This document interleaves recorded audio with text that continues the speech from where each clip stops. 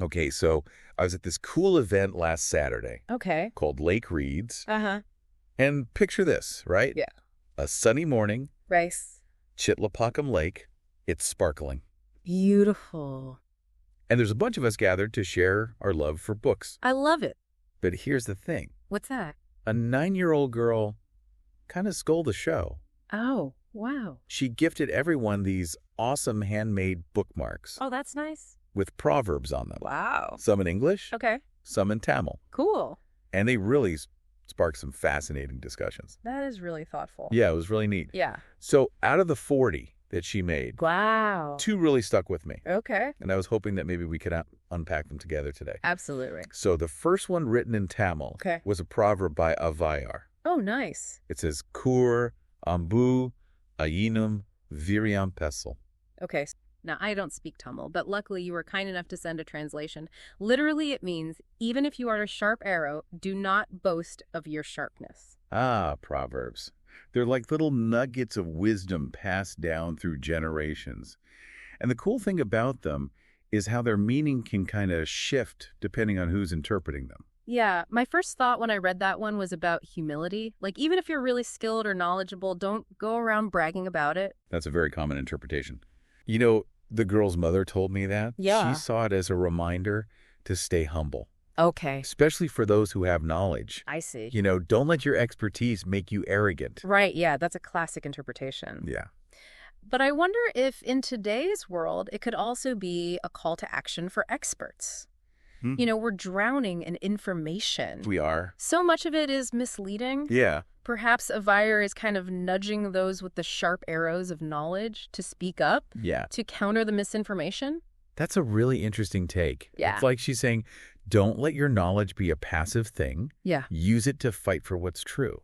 Exactly. And then you also shared that their Tamil teacher saw it as a caution against using knowledge too impulsively or recklessly. Like, just because you can do something doesn't mean you should. Exactly. Mm. Isn't it amazing how this one simple proverb can have such nuanced and varied interpretations? Really highlights the importance of approaching knowledge with an open mind and seeking out different perspectives. It also makes you realize that we can all learn from each other, no matter our age or background. I mean, here we have a 9-year-old sparking these deep conversations about knowledge and humility, all with a bookmark. It's a powerful reminder that learning can happen anywhere, at any time. And often it's the simplest things that have the biggest impact. And, you know, it kind of resonates with what we try to achieve here. How so? Well, you know, we want to encourage you, our listener, Yes? to explore different viewpoints, Yeah. to think critically and form your own It's conclusions. so important. Knowledge is most potent when it's actively engaged with. Couldn't agree more. Right. Okay, on to the second proverb. Okay. This one was given to a tutor There. named Avinash. Nice. And it's from the Thirukural. Okay. It goes, Uvapatalakudi ula pirehol anethi pulavar tolzil. All right, let me see. That translates to the hallmark of a scholar is that people feel joy in meeting them, gain insights through discussions with them, and feel a sense of heaviness when parting from them. Wow. Yeah. And this proverb perfectly describes Avinash. His students affectionately call him Anantuition. What does that mean? It means elder brother tutor. Oh, wow. They genuinely love spending time with him, learning from his insights, Oh. and they really feel his absence when the session ends. So what's striking there is Yeah. the emphasis on connection and impact. Yeah. It's not just about possessing knowledge. Right. It's about sharing it in a way that resonates and genuinely enriches others. Mhm. It reminds me of Adam Grant's point about distrust of experts stemming more from arrogance than lack of expertise. Right. People want to feel like the expert cares, not just that they know a lot. Exactly. And this ties into the concept of the knowledge curse Oh, interesting. that Grant discusses in his book, Hidden Potential Experts. They're deeply immersed in their fields, Yeah. can struggle to bridge the gap between their understanding and that of others. It's like they're speaking a different language sometimes. Exactly. Yeah. Grant even recounts an anecdote about Einstein. Oh, really? He once gave a lecture at a university, diving straight into complex explanations without gauging his audience's level. The result, a packed lecture hall on the first day was nearly empty by the second. Wow.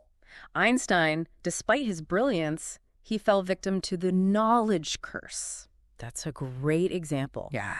So I'm curious, what do you think, listener? Is it the knowledge curse that hinders experts from connecting, or is it just plain arrogance? Yeah, food for thought Definitely. as we continue our deep dive. And let's not forget the context of these proverbs. Right. They were shared at Lake Reads, Yes. an event that embodies the power of community and knowledge sharing. It does. In your notes, you mentioned that after that Saturday session, she asked her mom, why can't we have Lake Reads every day? It seems like she really loved coming together with other people who share her passion for books. I love that story. It speaks to that deep human need for connection, for shared experiences centered around learning and growth. And in today's world, with all its digital distractions, I think that desire for genuine connection is more important than ever. And it also highlights the role that parents and communities play in encouraging that kind of desire in their kids, right? Creating opportunities for kids to connect with others who share their interests, to have meaningful conversations, to explore their passions outside of school is so important. Her mom even mentioned in one of the articles you sent over that they had to skip a few homework sessions to get them all done. Now, I'm not saying ditch your homework every time you've got a creative project, but it really highlights how important it is to make time for these kinds of endeavors. Absolutely. Sometimes the most valuable lessons happen outside of the classroom. It's about fostering a love of learning that goes way beyond just textbooks and tests, showing kids that knowledge isn't something you just acquire. It's something you share, something you experience, something that connects you with others. You know, it's funny to think that our deep dive into, sharing knowledge actually started with a handful of bookmarks. It did. And look where we ended up, right? Ancient Tamil proverbs, organizational psychology. We even talked about Einstein. It just shows you that you can find inspiration and interesting conversations in the most unexpected places. And for me, the biggest takeaway is that knowledge is most powerful when it's shared well, when it connects with people on an intellectual and emotional level. Absolutely. It's not enough to just have knowledge. We have a responsibility to share it and to do it in a way that's accessible and engaging and inspiring. Lake Reads is doing an amazing job of providing that space every Saturday. I agree. And while we'll delve deeper into the implications of these proverbs in a bit, Okay. I think it's important to recognize the role each of us can play in fostering a love of learning, Yeah. especially for children. It's so important. So until our next deep dive, Yes. keep exploring, Keep questioning. keep questioning, and keep sharing your own unique proverbs with the world. Absolutely.